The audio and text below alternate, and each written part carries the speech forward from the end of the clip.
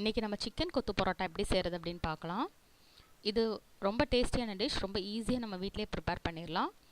இதை செய்கிறதுக்கு தேவையான பொருட்கள் 2 அல்லது 3 பரோட்டா, 1/2 கப் சிக்கன் சால்னா, 1 டீஸ்பூன் வத்தல் தூள், 1/2 டீஸ்பூன் மஞ்சத்தூள், கருவேப்பிலை, 2 முட்டை, கொஞ்சம் மல்லி இலை, ஒரு பெரிய வெங்காயம், ஒரு தக்காளி.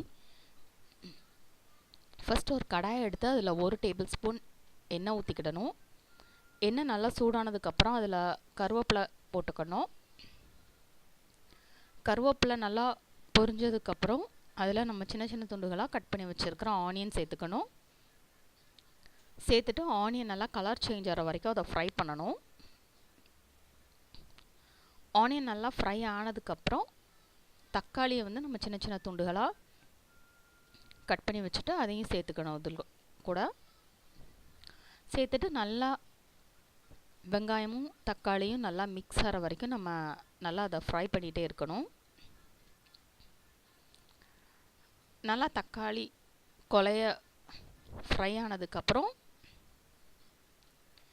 இதில் நம்ம மஞ்சத்தூள், வத்தல் தூள் சேர்த்துட்டு தேவையான அளவு உப்பு சேர்த்துட்டு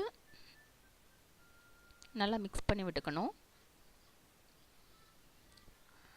இது நல்லா ஃப்ரை ஆகி மிக்ஸ் ஆகி வந்ததுக்கப்புறம் இதில் வந்து நம்ம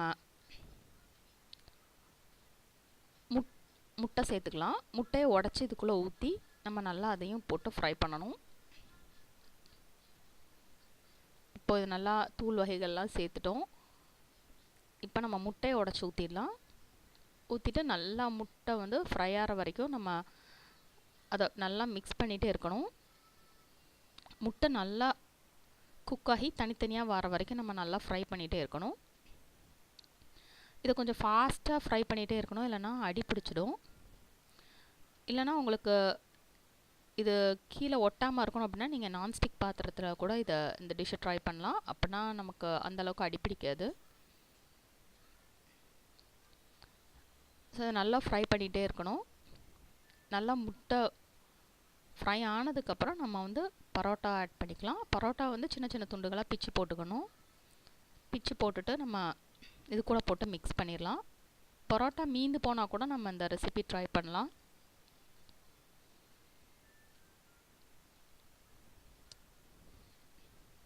இப்போ நல்லா முட்டை ஃப்ரை ஆயிடுச்சு.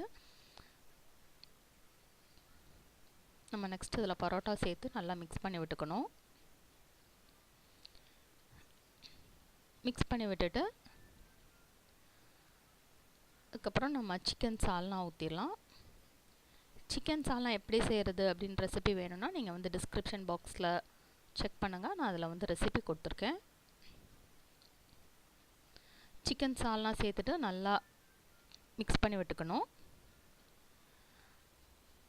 நல்லா மிக்ஸ் ஆகி வந்ததுக்கப்புறம்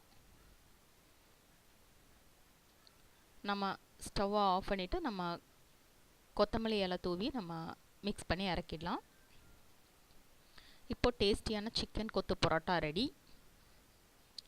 இந்த ரெசிபி உங்களுக்கு பிடிச்சிருக்குன்னு நம்புகிறேன்.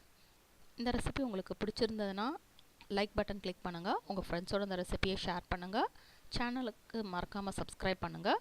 உடனுக்குடன் நோட்டிஃபிகேஷன் வேணும் அப்படின்னா பக்கத்தில் இருக்கிற பெல் ஐக்கானையும் கிளிக் பண்ணுங்கள். தேங்க்யூ ஸோ மச் ஃபார் வாட்சிங்.